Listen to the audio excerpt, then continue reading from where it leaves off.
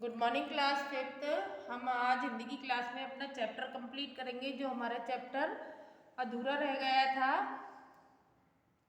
बनबीर के आदमी सब और चौकसी पर थे और बाहर निकलना निरापद नहीं था। महल में उसे छिपाने से कोई भी लाभ नहीं था क्योंकि सभी ओर बनबीर के भेदिए मौजूद थे। इस भयंकर संकट में पन्नाधाय ने अपने मन में एक ऐसा दृढ़ संकल्प कर लिया था जैसा कोई माँ शायद नहीं कर सकेगी। उसने उदय सिंह को नाच रंग में नहीं जाने दिया, इसलिए वह रूठ कर रसोई में ही सो गया था। कीरत नाम का बारी पन्ना का भक्त था। वह महलों में झूठी पत्तल इकट्ठी करके ले जाने का काम करता था। पन्ना ने उसे सिसोदिया वंश की आन बचाने के लिए काम सौंपा कि वह अपने टोकरे में उदय सिंह को छिपाकर चित्तौड़ के किले से बाहर पहुंचा दे और पन्नादाय के वहां से आने तक उसकी रक्षा करे।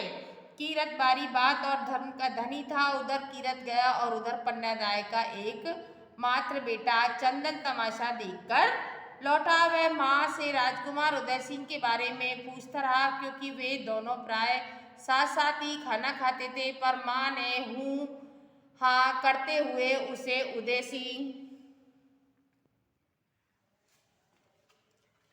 उदय सिंह के शयन कक्ष में ही लाकर खाना खिलाया, प्यार किया और फिर उदय सिंह के पलंग पर ही उसे बिठाकर किसी गहरी चिंता की छाया में डूबे डूबे कई अच्छी अच्छी कहानियां सुनाई। माँ की ममता छाती पर पत्थर रख वह सब कुछ कर रही थी जो दुनिया की कोई माँ कभी नहीं कर सकती।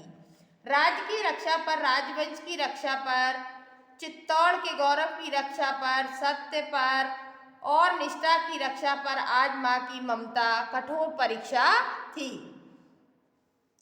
अबोध चंदन माँ के दुलार की छाया में शीघ्र ही निद्रा मग्न हो गया, सो गया। ऐसी नींद सो गया कि उस नींद का सवेरा आज तक नहीं हुआ।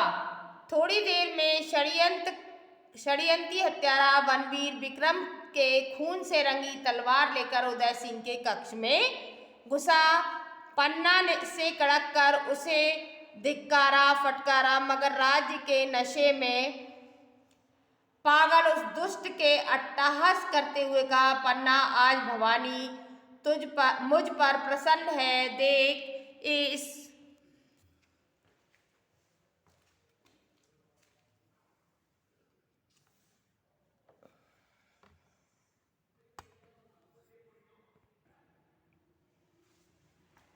तलवार की धार पर सिसोदिया वंश के दोनों सपूतों का खून अब एक होने वाला है। आज तू उदय सिंह को मेरे हाथों से नहीं बचा सकेगी। एक बार माँ की ममता ने सिर उठाया और बनबीर के सामने गिड़गिड़ाने लगी, अरे नीच पात की, अबोध बालक की हत्या करके तू क्या बहादुरी बखानता है। तू उदय सिंह की हत्या न कर, मैं उसे लेकर कहीं दूर चली जाऊंगी। कुछ तो दया कर। मगर बनबीर का अट्टहास सुनकर उसका क्षत्रियत्व जाग उठा और वह कटार लेकर बनबीर पर टूट पड़ी। भाग दुष्टों का भी साथ देता है।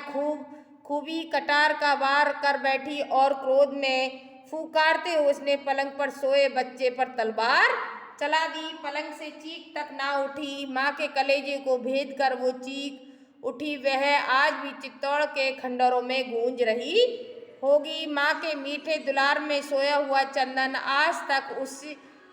चंदन भी उस दुलार की छाया में सोया हुआ होगा। जीजी आगे कुछ कह नहीं सकी, उसका गला भर आया, आंखों से आंसू झर रहे थे। खूबी लाल की आंखें भी तर हो गई। पन्ना ने क्या किया? पन्ना ने उदय सिंह की जगह पर अपने बेटे चंदन को सुला दिया और चंदन को सुलाने के बाद जो बनबीर आया था, बनबीर ने उसको उदय सिंह समझकर पन्ना के बेटे को ही मार दिया। उदय सिंह तो पत्तलों के ढेर में छुपकर बाहर जा चुका था महलों से, और जो पन्ना का बेटा चंदन था वह मारा गया। यह पन्नाधाय का त्याग था अपने देश के लिए। आप सबका चैप्टर फिनिश हो गया है। चैप्टर के बाद अब देखिए आपको शब्दार्थ राइट करने सभी बच्चों को, बुक में आप सभी बच्चों को दिखाई दे रहे होंगे। सभी बच्चे देख सकते हैं इस शब्दार्थ को, सभी को ये अपनी नोटबुक में लिखने हैं।